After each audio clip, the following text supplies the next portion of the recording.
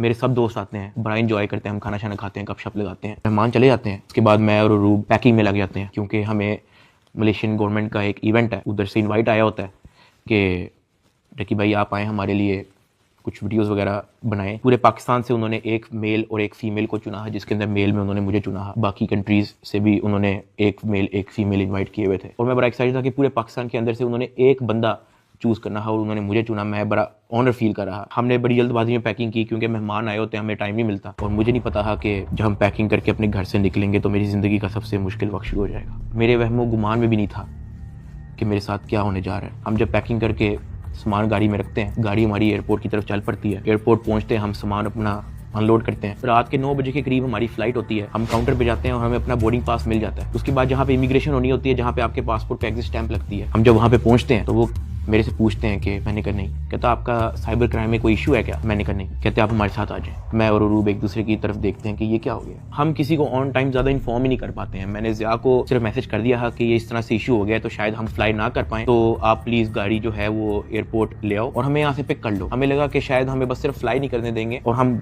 घर जा सकेंगे। 5-10 मिनट के बाद इमिग्रेशन वाले हमसे हमारे मोबाइल ले लेते हैं, कहते हैं कि इसको एयरप्लेन मोड पे लगा दें, और अरूब की तरफ वो इशारा करते हैं कि अगर आप जाना चाह रही हैं मलेशिया तो आप जा सकते हैं। तुमने कहा नहीं, अगर साथ मेरे साथ जा रहा है तो मैं चले जाती हूँ, वरना मैं इधर ही ठीक हूँ। शायद ये मेरी गलती ही, मुझे उसको जाने देना चाहिए था। इमिग्रेशन वाले हमें एक रूम में बिठाए थे। मैं और रूब बस आपस में गपशप लगा रहे होते हैं कि कोई नहीं, कल चले जाएंगे, कोई नहीं दोबारा टिकट करा के परसों चले जाएंगे, इवेंट भी 2 दिन के बाद है, कल चले जाएंगे। हम आपस में यही डिस्कस कर रहे थे। बिल्कुल मेरे अंदर इतना सा भी वहम गुमान नहीं था कि असल में इशू क्या। 1 घंटे के बाद इमिग्रेशन वाले आते हैं, वो कहते हैं कि आ जाए हमारे साथ। एयरपोर्ट के बाहर NCCI की टीम आई होती है, मुझे वो हथकड़ी लगाते हैं, मुझे गाड़ी में बैठा देते हैं। अरूब कहती है कि मैंने भी साथ आना है। मैंने उसको कहा नहीं, तुम घर चली जाओ। NCCI office Gulberg. इस वक्त यूट्यूबर डकी भाई की गिरफ्तारी का हर तरफ चर्चा है। डकी भाई को लाहौर एयरपोर्ट पर उस वक्त गिरफ्तार किया गया जब अब इन्होंने मुल्क जा रहा था। NCCI लाहौर ने मारूफ यूट्यूबर सादुर रहमान उर्फ डकी भाई के खिलाफ मुख्तलिफ इल्जामात के तहत मुकदमा दर्ज कर लिया। साइबर क्राइम एजेंसी ने यूट्यूबर साद उर्फ डकी भाई के खिलाफ मुकदमा दर्ज कर लिया है। मशहूर यूट्यूबर डकी भाई कल रात से गिरफ्तार है। रात के तकरीबन 11 बजे